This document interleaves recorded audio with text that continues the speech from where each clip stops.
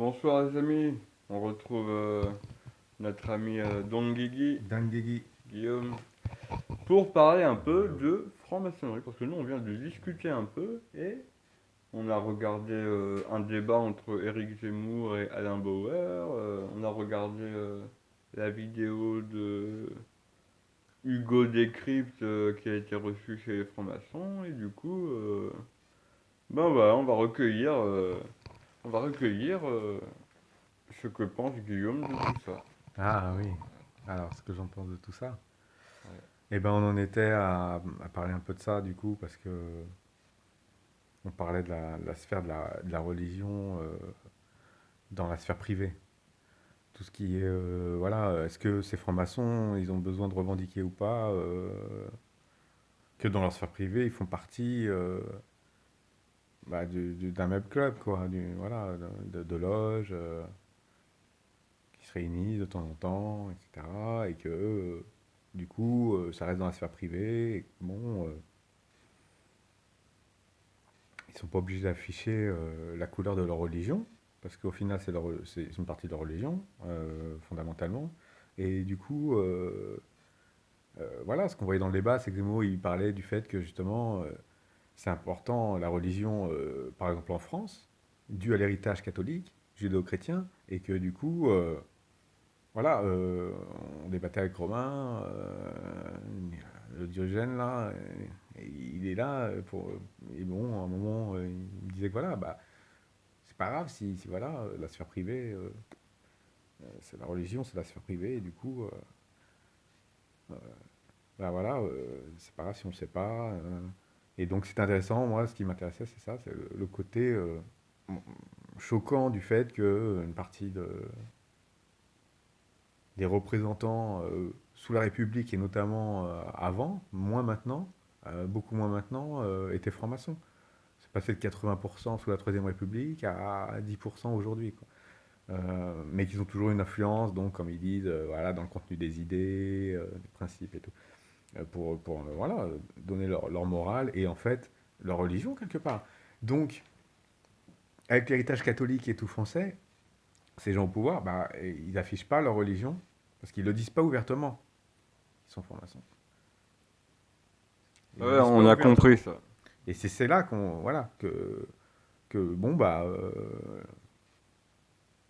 voilà les gens savent pas ce que ces gens-là déjà sont francs-maçons. Après même en sachant que ils sont francs-maçons, qu'est-ce que la franc-maçonnerie? Et alors là, on a très peu d'infos concrètes. Donc du coup, on voit que c'est il y a un culte du secret. Euh, Ouais, mais il y a un culte voilà, pas du secret, mais de voilà, on va essayer d'être discret, la discrétion. comme je te disais tout à l'heure, il y a le signe des francs-maçons sur la Constitution européenne, hein, sur la Constitution, notre Constitution française. Donc, bon, non, c'est Oui, pas puisque caché. c'est eux qui l'ont fondé, donc ils ont signé. Ils n'ont pas signé franc-maçon, ils ont signé avec la pyramide, plus d'autres symboles. Je- Enfin, à voir les autres symboles, mais bon. En tout cas, la pyramide. Effectivement, il y a la pyramide. Mais du coup, euh, voilà. On sait que la déclaration, effectivement, voilà, était sur le sous de la pyramide. Quand on s'enseigne, apparemment, donc ça serait beaucoup utilisé dans les temples francs-maçons, le même emblème. Donc oui, on peut faire un rapprochement avec la franc-maçonnerie. Après, de là à savoir que 80% de l'Assemblée est franc-maçonne sous la Troisième République, je pense que la plupart des gens à cette époque-là, ils le savaient. Ils le savaient peut-être en partie, mais qu'est-ce que c'était vraiment, voilà. Comment ça se fait que... Qu'est-ce qu'est la franc-maçonnerie? Comment ça se fait que la grande majorité font partie d'un même club, quoi, qui est en fait a une forme de religion, ils ont plein de choses en commun, enfin, et voilà, donc c'était le débat pour savoir quelle place prend cette partie de religion. Est-ce qu'ils ont affiché cette religion publiquement ou pas, puisque ce sont nos représentants politiques. Non, mais ils disent, on vient de regarder le reportage, là, ils disent clairement que le grand architecte de l'univers, y a plus que, c'est plus question que ça. Maintenant, n'importe qui, même un athée, il peut venir. Il faut juste que ça représente quelque chose. Euh, et voilà quoi. Et sinon, bon, moi je tenais à dire aussi que chez les francs-maçons, c'est les seuls chez qui j'ai entendu qu'ils ne se coupent pas la parole. Et ça, moi, c'est quelque chose qui me ferait plaisir, c'est qu'on se coupe moins la parole, parce que on attend juste que ce soit notre tour de parler, hein. Bon, les francs-maçons, ils le font aussi apparemment, mais ils ne se coupent pas la parole. Et ça, bon, moi, ça me ferait plaisir. Petit message aux francs-maçons, malgré, voilà, malgré tout ce que vient de dire Guillaume, et que je partage aussi, globalement. Euh, Alors, oui, c'est vrai que pour le coup, j'aime bien ton analyse du fait que bah, il refuse le grand architecte de l'univers, donc non, ils refusent pas, c'est juste ouais. que ça fait plus partie des prérogatives. Mm. Et que du coup, bah voilà, n'importe qui peut venir selon, selon bah, sa religion même. Voilà, il y en a qui, peu importe leur religion, ils peuvent être francs-maçons. Euh, voilà. Donc oui, c'est une ouverture d'esprit à ce niveau-là. Donc ça, c'est intéressant de le noter, c'est clair. Et voilà, ce qu'on voit aussi dans le débat, c'est que quand même, ces francs-maçons, c'était la partie qui a beaucoup lutté contre le clergé à l'époque. C'est d'ailleurs pour ça qu'ils ont renversé la monarchie et instauré une république. Hein, à 80%. Ils étaient en troisième république, donc première, deuxième, ça ne devait pas être loin. Donc c'est ce club-là, en grande partie en tout cas, qui a renversé la monarchie. Bon. Et donc ils étaient quand même, pour la plupart, assez anticlérical, hein, assez, voilà, justement, on va passer, on va pas rester sous la coupe comme ça, la tutelle du clergé, et on va s'ouvrir plus à une autre spiritualité qui va plus être du domaine individuel, quoi, qui va toucher plus chacun. Et je pense qu'ils partagent ces valeurs-là. Alors, voilà, après, il y a de forts symbolismes à travers quand on regarde vraiment à travers ces loges. Euh, de quoi on parle vraiment, voilà, s'ils sont plus trop sur le côté Dieu de la Bible, avec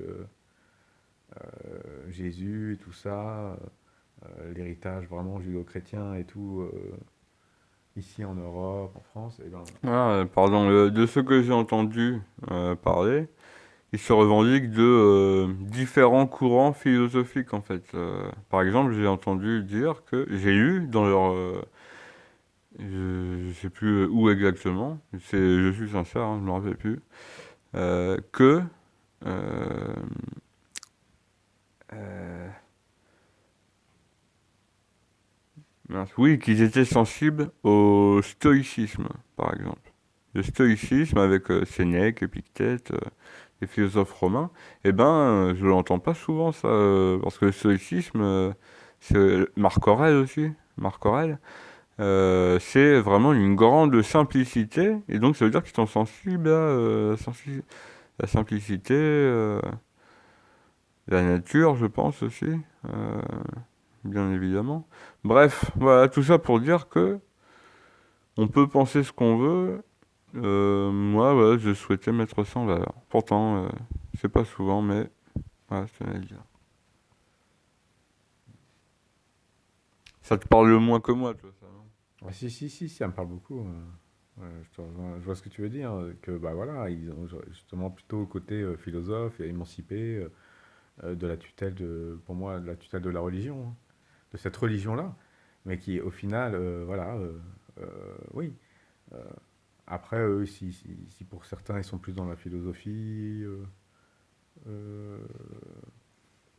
et ça a l'air d'être le cas effectivement, puisqu'ils sont ouverts au débat, justement, ils sont pas dans un dogme. Chrétiens, et voilà, ils peuvent parler de spiritualité, de philosophie. Alors, attends. Je vais juste dire un truc parce que du coup, ouais. Parce que moi, je pense que c'est ça. Tiens. L'initiation franc-maçonne, que Ouais. dans les loges, je pense que c'est lié à l'ouverture d'esprit et voilà, justement, au débat, Eh ouais. Alors, est-ce que tu penses pas de ce aussi, que j'ai parce que compris dans les moi, reportages. je vais te mettre en relation et tu vas me dire ce que t'en penses. Mais moi, mon grand-père, il était copain avec Soissons, l'ancien ministre Soissons, qui apparemment était franc-maçon, a été franc-maçon. Et du coup, il y a des amis de mon grand-père, qui fait partie de ma famille, euh, qui est toujours en vie, et je lui ai demandé, et il m'a dit que Soissons, il était, en gros, il allait là où ça allait lui permettre d'être élu, et d'être élu. Et les francs-maçons, bon, il m'a dit qu'au moment, ça faisait pas, ça fait partie de ça, quoi. Voilà, donc est-ce que tu penses que ça ne peut pas être juste une passerelle, voilà, Parce un que, passage, faire seulement ça par intérêt, comme c'est dénoncé d'ailleurs dans le film sur la maçonnerie là, qui a été fait sous le régime de Vichy. On n'a pas eu beaucoup de films, mais il s'appelle, mince, je me rappelle plus comment il s'appelle. Je vais te laisser parler et je vais essayer de me rappeler. oui, alors pour rebondir, oui, oui, que ça sert de tremplin politique, hein. Enfin, bah, forcément, on sait qu'il y a des affaires entre eux, ils font des affaires plutôt entre eux et tout, quoi.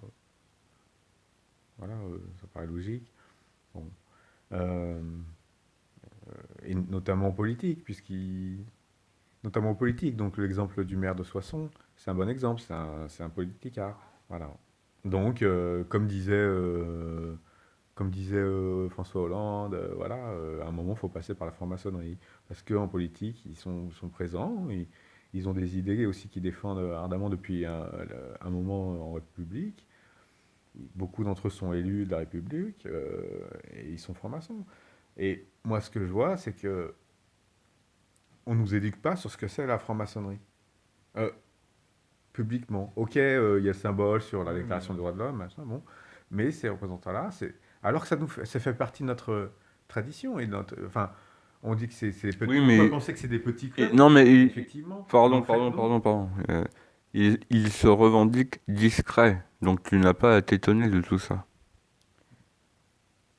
Oui, mais en fait ils sont certes discrets, parce qu'on constate justement qu'ils sont discrets, puisqu'il n'y a pas beaucoup Ils d'informations. le disent eux-mêmes. Par contre, en vrai, les maçons, les francs-maçons, comment ils sont créés, c'était des corporations, c'était quand même connu à l'époque. Bon, voilà, c'était une corporation qui s'est montée, notamment à Paris, et après partout en France aussi. Et du coup, c'était quand même assez connu. C'était pas non plus, voilà, ils sont pas restés. C'était un peu notre héritage. On dit que voilà, les églises, les cathédrales ont été construites par les francs-maçons. Beaucoup de choses ont été faites par eux et tout. Donc, il ne s'agit pas de parler d'un petit club secret de quelques personnes. C'est un héritage français important qui a été à la tête de l'État pendant un moment en plus. Je répète, ils se revendiquent eux-mêmes discrets. Donc il n'y a pas à s'étonner de tout ça. Ils Oui, sont discrets. effectivement. Effectivement. Moi, c'est pas que je m'étonne, c'est que j'aimerais qu'ils soient moins discrets. Oui, mais ça. J'aimerais Ouais. beaucoup qu'ils soient moins discrets. Oui, d'accord.